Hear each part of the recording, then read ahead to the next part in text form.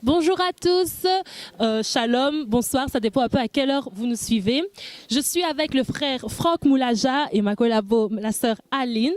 Nous sommes donc à l'église La Nouvelle Jérusalem, pas à Liège mais à Hasselt. Nous avons suivi donc le séminaire donc c'est notre frère Franck Moulaja qui conduisait ce séminaire. Donc le thème c'était Dieu recherche les vrais adorateurs. Vous avez basé donc ce thème par rapport au verset biblique Jean 4, le verset 24, c'est ça. Donc, on vous a un peu suivi concernant donc, ce séminaire, concernant ce thème. On a compris donc les vrais adorateurs doivent adorer en esprit, en vérité. Est-ce que vous pouvez juste nous donner un petit résumé de ce que vous avez dit ici pour ceux qui n'auraient pas eu donc, cette grâce-là de pouvoir suivre tout ce séminaire? Merci. Aujourd'hui, nous avons abordé l'élément de l'adoration en esprit. Nous avons d'abord dit que l'adoration en esprit, c'est cette adoration immatérielle, mais qui sévit par la foi en Dieu. C'est-à-dire nous n'avons pas besoin toujours de nos 5 sens pour dire que nous sommes en communion avec Dieu. Nous devons croire par la foi que nous sommes en communion avec lui. Je le dis parce que je suis conducteur de culte. J'ai cette expérience. Vraiment, j'ai vu que le peuple de Dieu est trop sensationnel. C'est-à-dire que bon, il veut que le chant, il veut sentir, et quand il ne sent pas, il se dit, ah non, aujourd'hui Dieu n'était pas là. Dieu, c'est pas de sentir, mais Dieu, c'est croire. Donc nous avons parlé de tout ça et nous avons dit que cette adoration en esprit est faite par ceux qui sont nés de l'esprit.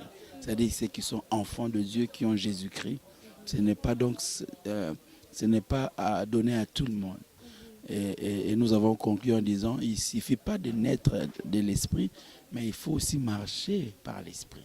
Donc voilà un peu tout ce qu'on a dit.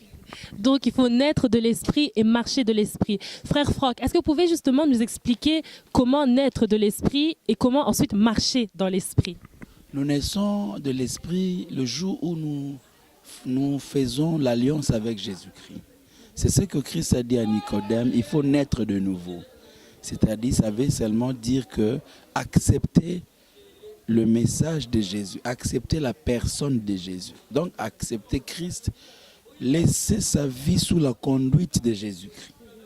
Désormais, ce n'est plus à nous, mais c'est lui qui trône sur nous.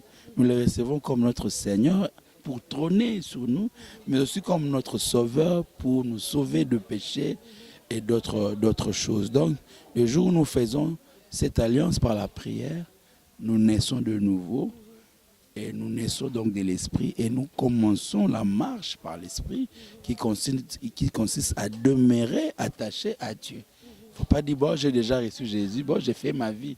Non, non, non. Et c'est maintenant une nouveauté de vie.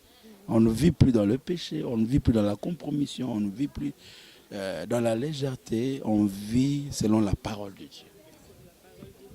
Et donc, concernant justement cette marche selon la parole de Dieu avec le Saint-Esprit, pour ceux qui ont déjà reçu Jésus-Christ comme Seigneur et Sauveur, qui marchent déjà par rapport à la parole de Dieu, est-ce que vous avez un plus à leur donner, un conseil en plus à leur donner pour ceux qui sont déjà dans des services pour Dieu, par exemple à l'église, ils sont déjà chantres, ils sont déjà prédicateurs ou ils sont protocoles. Est-ce que vous avez un conseil en plus à leur rajouter par rapport à ça? Se maintenir dans l'attachement à Dieu. Nous l'avons dit d'ailleurs, mangeons et buvons car le chemin est long.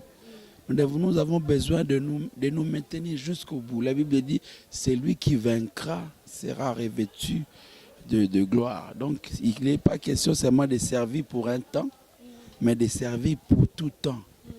Donc, ceux qui servent, ils font déjà bien, mais il faut tout le jour s'exercer dans cette vie de l'esprit, dans la prière.